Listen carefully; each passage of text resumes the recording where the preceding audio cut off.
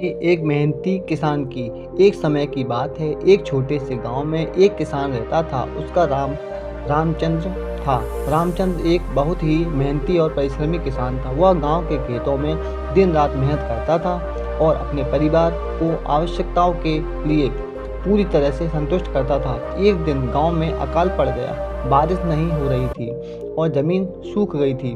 कभी किसानों को अपनी फसल के लिए चिंता होने लगी, लेकिन रामचंद्र डरने वाले नहीं थे। वह जानता था कि मेहनत से किया हुआ काम कभी बेकार नहीं जाता। रामचंद्र ने अपने खेतों को और अच्छे से सिंचित करना शुरू कर दिया।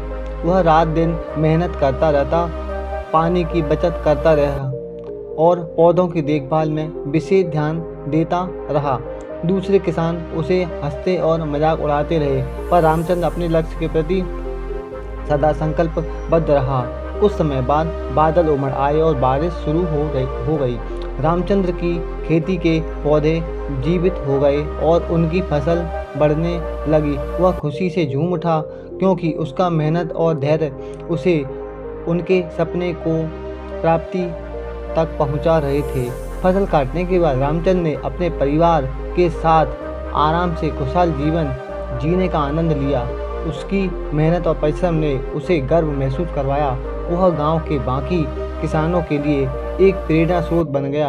आखिरकार गांव की जनता ने उनकी मेहनत और समर्पण को मान्यता दी और उन्हें सम्मानित किया। रामचंद्र की कहानी और संघर्ष गांव के अन्य किसानों को भी प्रेरित करते रहे।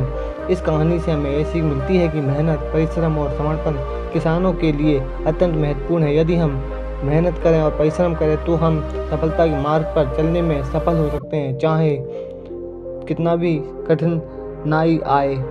धन्यवाद दोस्तों।